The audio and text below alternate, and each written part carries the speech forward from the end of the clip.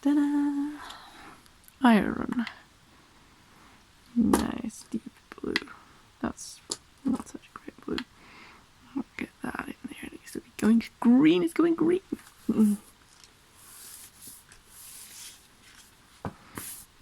That's pretty funky in its own right. I just add a touch of that and then go.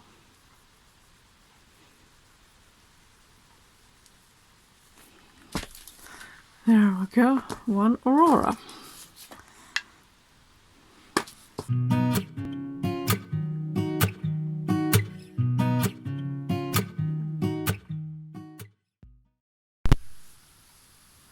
Hello, it's Nadia from Molten Imaginings, back again with another video, and today I thought I would show you some encaustic wax techniques because this is what I love to do and what I first set up this channel to do because I absolutely love demonstrating with my wax painting iron.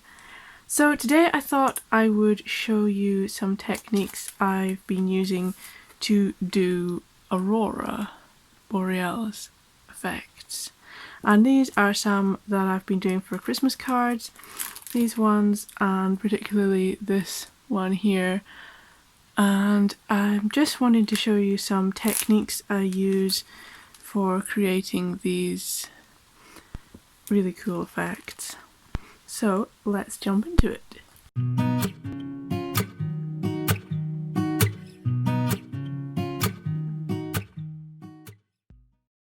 It's so easy to get distracted with all the monthly drawing challenges out there, but really this is what I love. In fact, this quick warm-up is probably one of my favourite pieces I did today. It's just really simple, I didn't think about it too much, very basic sky colours, and then I just go in with some Aurora colours, reds and oranges, with a slow back and forth movement of the wrist, not lifting the iron from the paper at all. And if you don't get it in the right place the first time, you can lift it up and just do the same motion again and it creates the same effect, which is what I did here. And it lifts off quite a lot of the wax, but it also picks up the background sky colour. The whole blending process is really fun to do, and I mean, I wasn't super trying to get a reflection here. I just put similar colours down and used the same technique to move the iron, and that produced something that looks very much like a reflection, and I'm very happy with.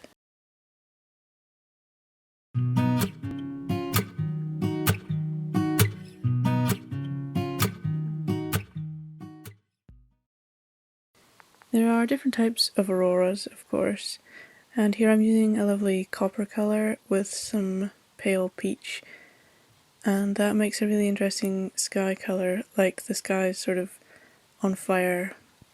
And I thought I'd put down the background just to make the sky pop a little bit before I added the aurora effect in the sky. For this you need a very clean edge of the iron, and it's a process of removing the wax in very clear strokes, and it's just a matter of dragging the edge through the wax and removing it as you go. This creates a fantastic radial effect.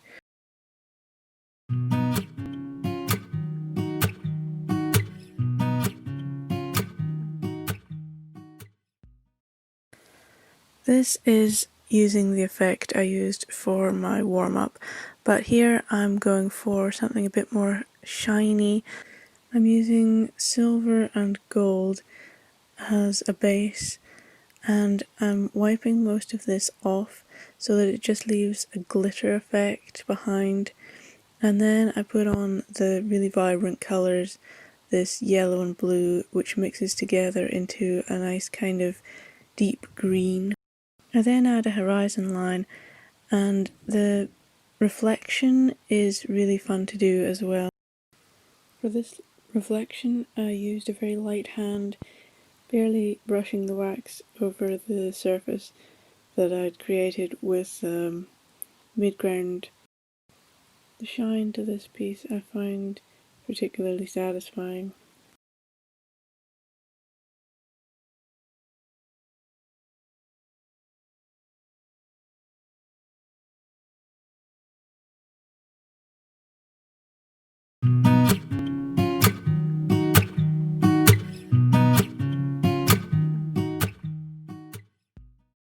Another form of Radial Aurora is where instead of brushing the wax away, you apply wax on top to create this very layered effect. And this generally takes a bit longer to do.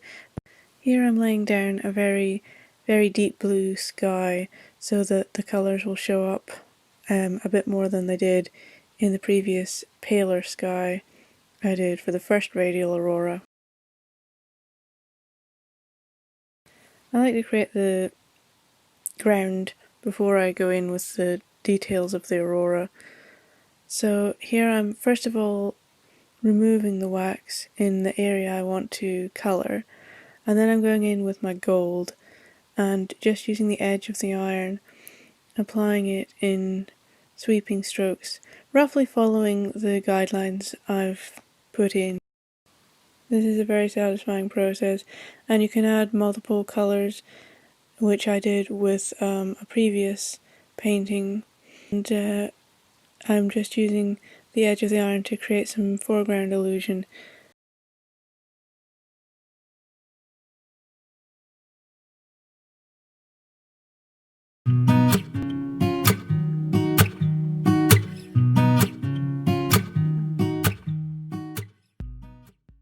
A mix of blue and yellow with a touch of red on top creates a lovely Christmas coloured aurora.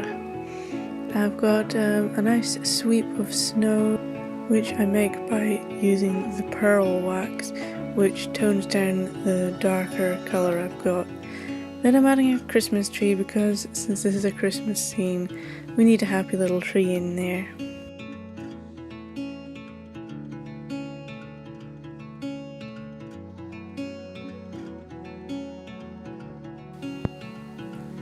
I create the tree with the edge of the iron, just going back and forth up and down the trunk of the tree, which I also created with the edge of the iron.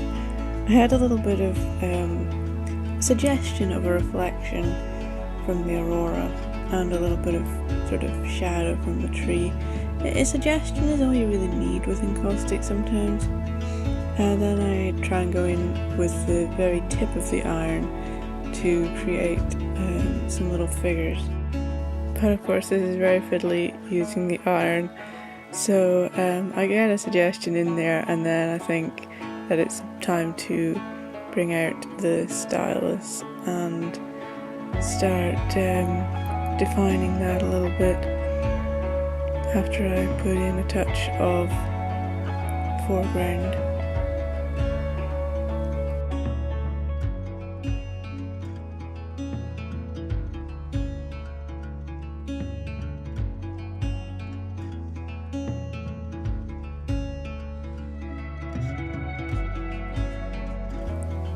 So I give them little hats and scarves and just define it a little more. It's only a silhouette, so it's not too detailed.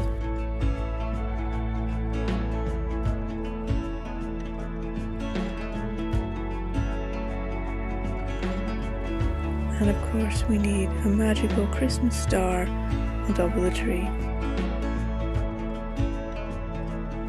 So here we have a selection of some of the different techniques you can use to create Aurora Borealis effects with encaustic wax. I hope you enjoyed this video, and if you did, please like and subscribe to my channel because I will be doing more of this in the future. Thank you for watching.